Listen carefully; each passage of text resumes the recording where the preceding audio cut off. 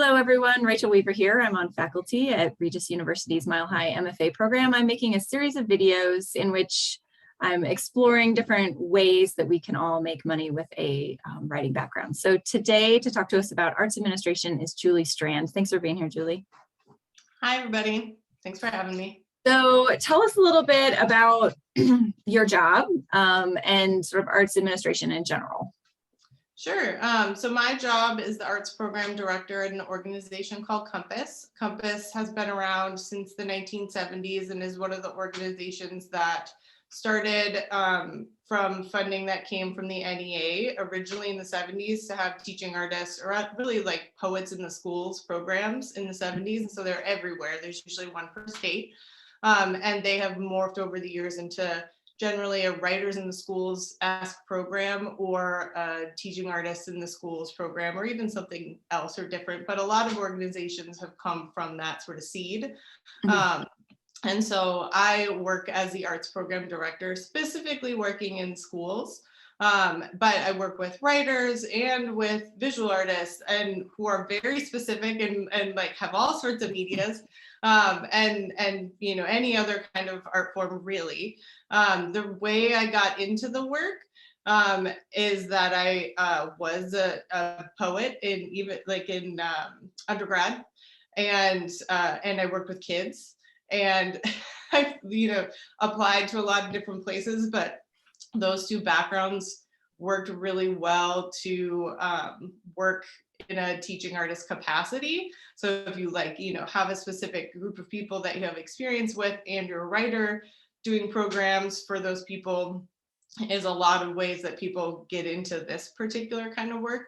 Most people who end up behind the desk, like making the computer emails and telling people where to go and how to get there, doing the paperwork, and we're like a writer first and then decided to teach classes, community classes, sort of, not really community ed, but and not really university, although most of us will have done a sprinkling of that, but teaching at an elementary school or teaching at an older adult community. So, that's the path I went down. And they were like, you like paperwork, or, do you want to do some of it and have that be your job?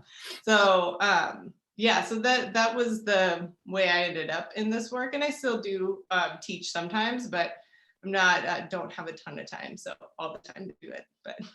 And would you say that a teaching background is necessary for arts administration type jobs? No, definitely not. Especially as somebody who likes to hire outside the box.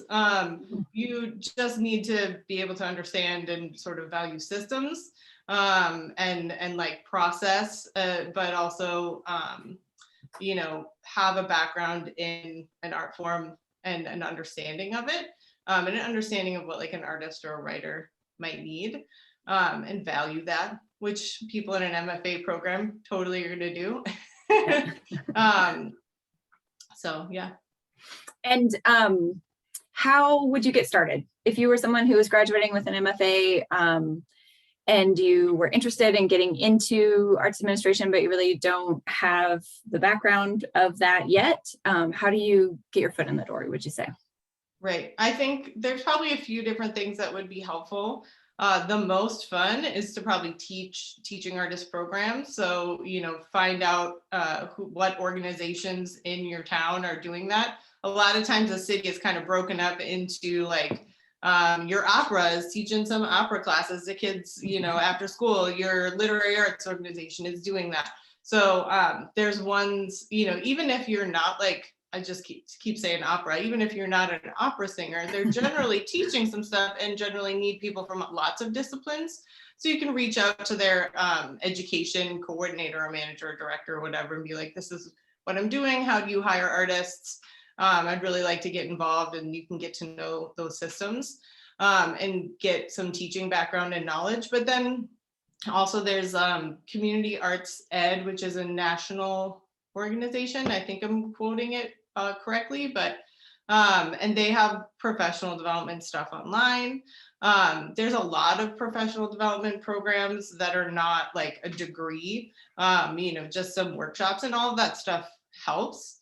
And volunteering helps too. I mean, not everybody has the time or the ability to volunteer, but just like getting to know the lay of the land, I think in your city or in your, community, even if it's not place-based, can really help. Just getting to know who's sort of figuring that stuff out and hiring people and how it works. So I'm a terrible networker. I'm just not, I don't always feel comfortable in it, but it's super helpful to just meet people in whatever way you feel comfortable with, because then you can informally or formally ask questions and understand how to get involved in it. I think that just being there and showing up in so many ways is helpful, and being, excited about what a place does. That's oftentimes enough in my mind. Yeah. So, Let's see. I guess my last question would just be, what advice, do you have any advice for someone who is, about to graduate and is kind of like looking out into the abyss of the world? Do you have any advice for people in that situation? Yeah, I mean, I think that, I had the ability to work for a while before my MFA. So I don't know the makeup of your current MFA. I'm sure it's a mix of people who went right from undergrad, and then some people who hung out for a while, maybe worked, and then went to grad school. But I think whatever involvement you had in the MFA that isn't just like your thesis, is to try and like find a place to do those things outside of the MFA program, and to think about like those things that you did, whether you like put together a reading or like edited the anthology or the press at the program, to be like, there are places that do those same things that have nothing, that are not an MFA program. Think about that as programming and as skills that you have, and parlay that. And if you didn't do any of those things, you still have some sort of tangential knowledge about them that other people won't. And you can find the places that do that. The literary publishers, the MFA programs and people within them. It might seem like a lot of people, and it is, but it's also like a really small community in a lot of ways. You can go over to Denver, go over to Minneapolis, go over to, California, and like the MFA programs all have similar work that they're doing. And so you can be like, oh, I could go over to this city and show what I could offer to it, if you're willing to do something like that.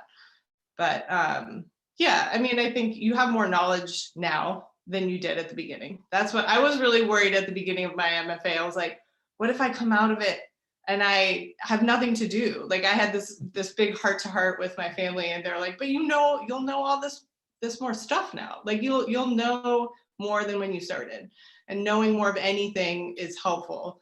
I think so. Just you have that knowledge now that you can apply to lots of different things, be it, writing poetry. I don't as much as I used to. I still do, but not as much.